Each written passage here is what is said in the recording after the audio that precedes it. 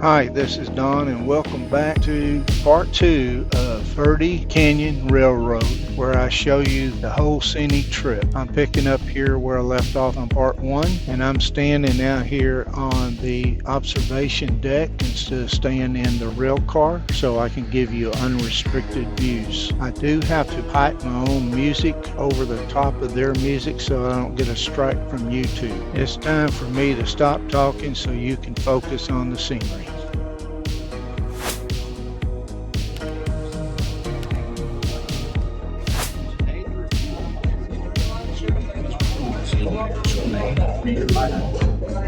Resident rappers fiercely territorial. Celestial mountains nomadic intruders were the largest gathering of migratory eagles in the waterfowl. Still occurs between December and March. All the eagles nest in several nests in spring Sometimes they return, building on an existing nest year after year, and other times they relocate to a different site in view of passengers. Since 1782, the bald eagle has been the national symbol of America. With a wingspan of 6 feet, the true eagle weighs 14 pounds and fly at a speed of 65 miles per hour, increasing to 200 miles per hour in a dive. An eagle's eyesight is believed to be 8 times sharper than humans. Imagine reading 100 feet away.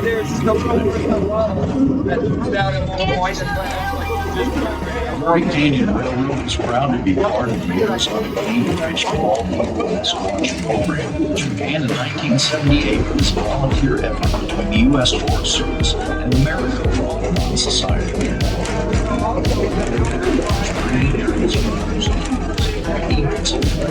Two planes getting all close together.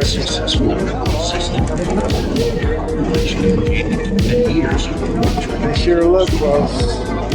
This watch was written to monitor the breeding areas for passengers. Well, folks are great for air. Those magnificent creatures and their habitat.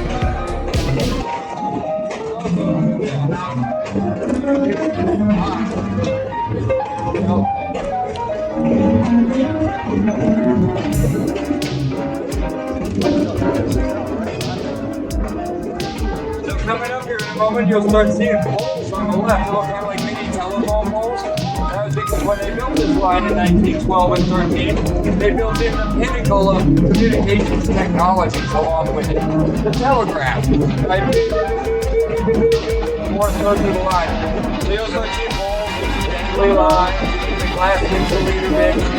But yeah, that was what it was for. And then all the tape you done, you didn't have a lot of things you could connect to all they should have. So now, it's funny, so now we just talk through space with video. When it takes like 16 months to fill a pothole, back then they had to beat their way to communication, but they could build this whole thing in 6 months.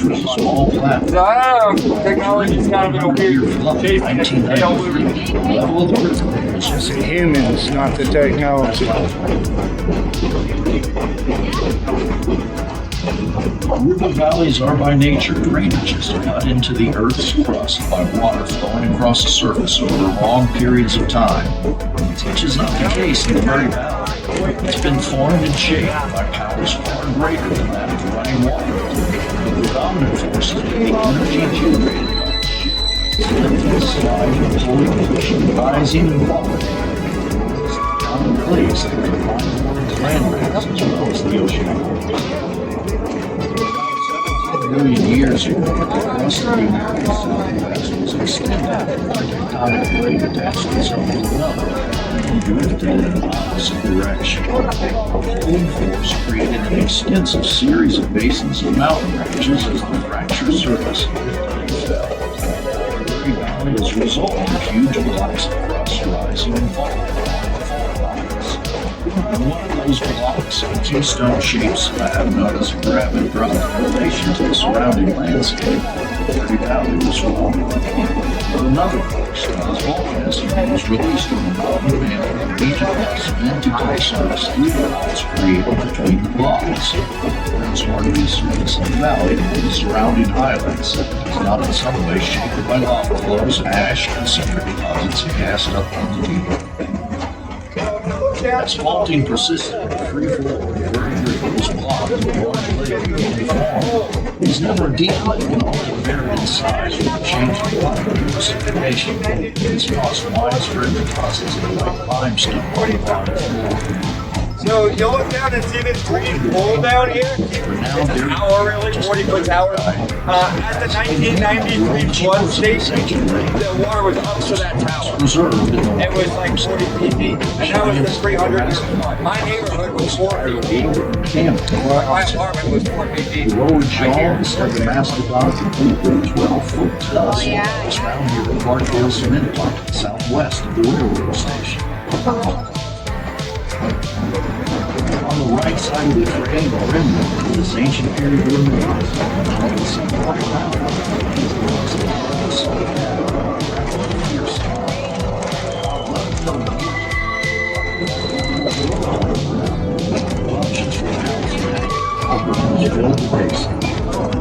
Organic soil and more vegetation and a lot of less susceptible to erosion. The surrounding terrain is drawn by the elements leading by an outlet just 1,000 feet higher than the rest of the At milepost 31, as the train continues down the grade of the canyon, there is a basalt cliff on the left. Patches and veins of water cracks from outside the workhouse.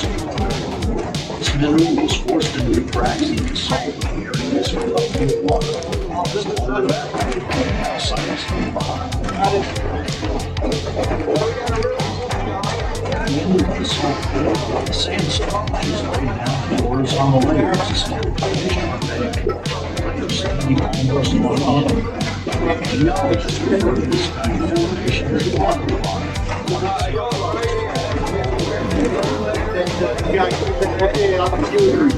We got this cool geology called a monocline. It's right where the trade rock layers, rock layers, it's called a monocline or a monocline.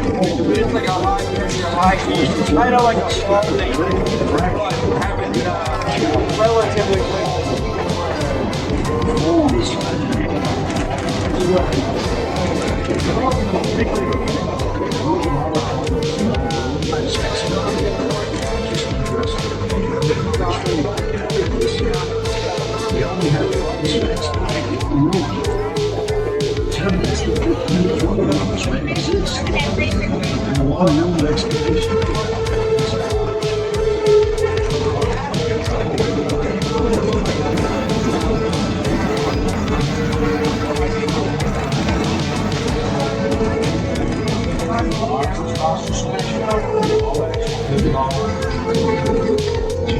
Alright, so we got a game on this train I call the Rockstar game. It's a bunch of rocks that look like stuff and I point at them every day. So there's the Stand here and take a picture. You can stand here and take a picture if you want. You can stand here and take a picture if you want. Oh, I'm good, thank you, sir. The gray spots. It's going right now, it looks like it's few right there. And when we're passing it, if you look back down, that's what it looks like Godzilla shooting down. Pretty great on.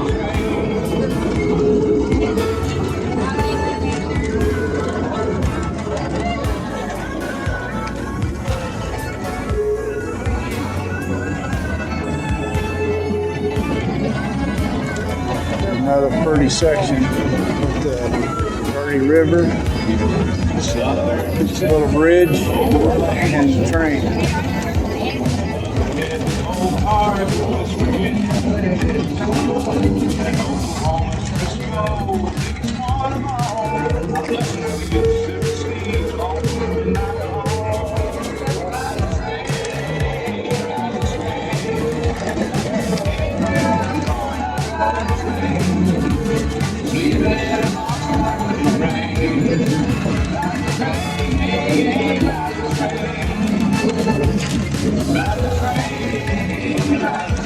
People think I'm nuts or talking to them, I guess, because I'm talking to y'all, the camera.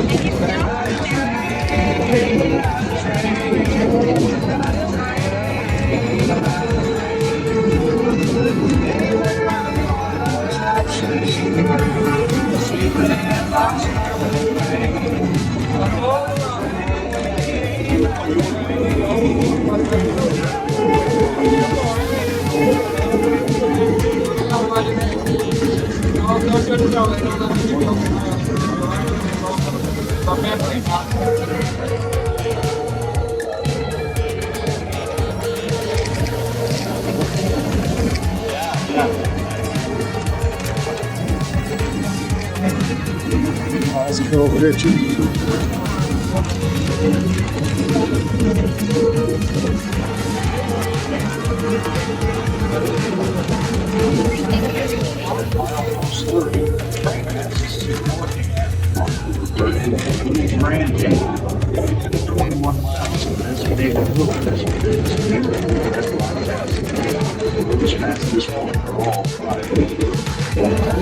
As I just told them, I do disclaim in the route star game, they don't let me get drunk and high on the train, so I'm just repeating what I was taught about these rocks. But if at any point I say that a rock looks like something and you disagree, just talk to your bartender, and the next one will work out way smoother from my experience.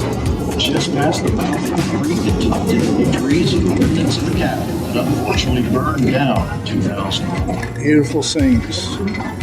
Hope y'all are enjoying that. Homestead at 60 acres sometime between 1890 and Little island. 1895. We irrigated 35 acres from the river. Like somebody dammed it off and diverted it around the other side, far west. 13,000 residents eager for fresh vegetables. Unfortunately, Homestead right across the road here, across the river. That's a 60-acre homestead, once mining claim of the Packard family. When National Forest came in and took over, they refused to give up their land and their rights. So they've got whole water, mineral, and land rights back here at 60 acres. And about an hour and 10 minutes to touch the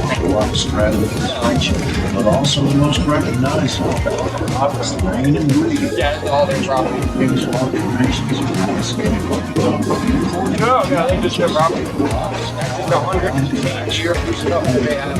Millions of years compared to 5.5 billion years. Collect some stuff over that time. They got a backer, they got a Corvette. There's the Just sitting there, you know. a day, and has been around for only the nanosecond.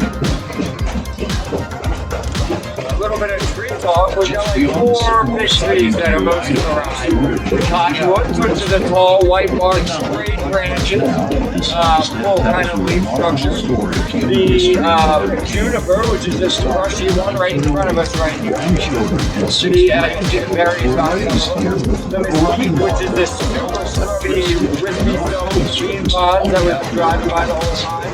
And then the sycamore, which I'll give you a sycamore when you see it. But yeah, Cottonwood, they are just tallest pretty much. Them and the sycamores are the biggest. They drink a lot of water. They'll drink over 100 gallons a day. But because of their foliage, shape, root structure, they actually trap in more moisture in the riverbank than they, by not letting it evaporate, then they drink. So they're net positive. The mesquite is also super good ecosystem for animals, all that shade. The bean pod is very edible. People eat them, you actually buy it in the health food store, mesquite powder. It's also one flavor, it's barbecue and smoking in the wood. So it makes delicious things. Yep, that one right there. Then the sycamore, there's a little sycamore. Wispy white branches, splotchy dark leaves. Not much. There might be some scattered Asian people live here in the area, so there's occasional other trees, there's the black walnuts. But predominantly those are the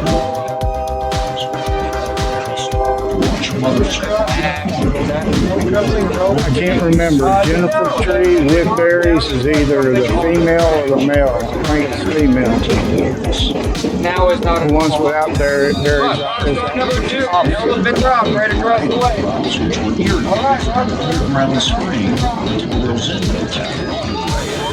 Elephant Rock.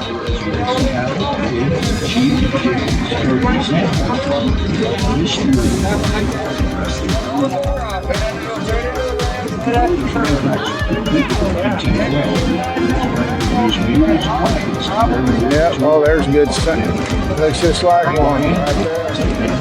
From that angle. Oh, wow.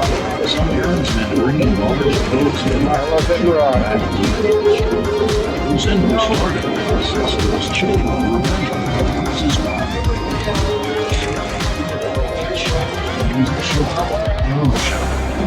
It wasn't exactly the same direction. All never had much of a chance to stop. When federal agents were on their way for a raid, Julia got a friendly warning. The train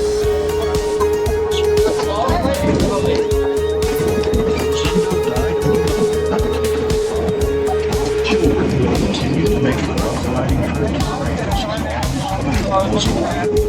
She died in 1964, and one of their sons, Newmar Baystar, continued to work the land until he died in 1997. Today, the old homestead is part of Prescott National Forest.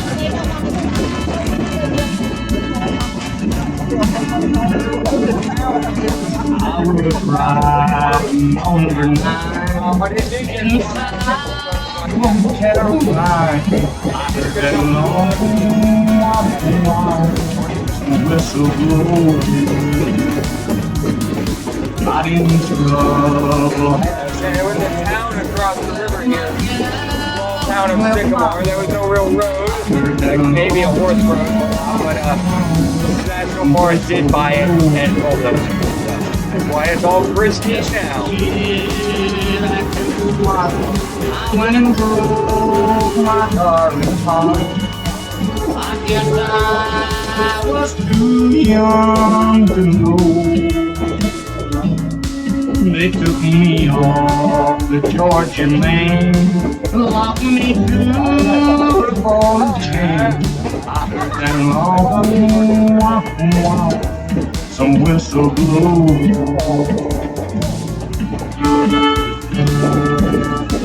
Okay, I'm sure I have to put music over top of this. What we got going on here? Not bear the shame. By my calculations, there may be 1,000 people on this train. And at what was it, $120 a person? We're talking $120,000 for this one trip.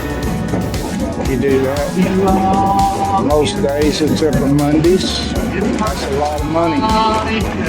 Not to mention other sales, merchandise, and also meals.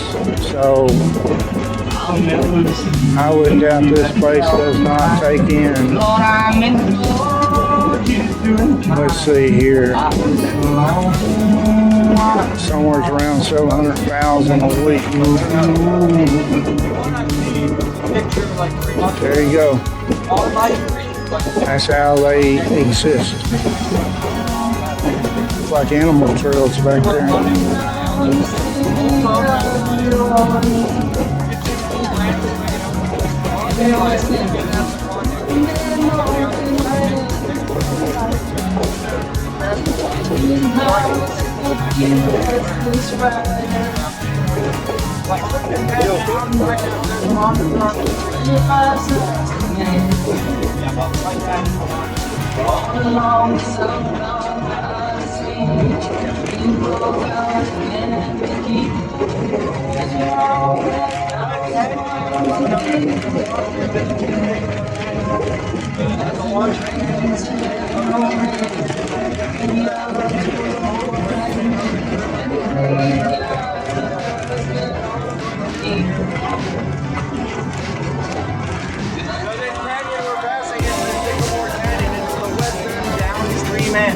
So you're about to see the creek join the Verde River here. And that's the end of that beautiful largest canyon in the state of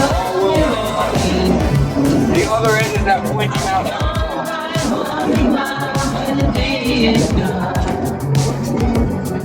Okay, Sycamore Canyon, second largest canyon in the state, behind Grand Canyon. This is where I'm going to end part 2, and it will also be where I pick up on part 3. So be sure to subscribe, because some of the best views are still coming up, and I'll be sure to show you Sycamore Canyon on the way back. But if you like this video, please give me a thumbs up. That really would help me, and be sure to subscribe so you don't miss the future parts of this adventure. So until next time, have a good one.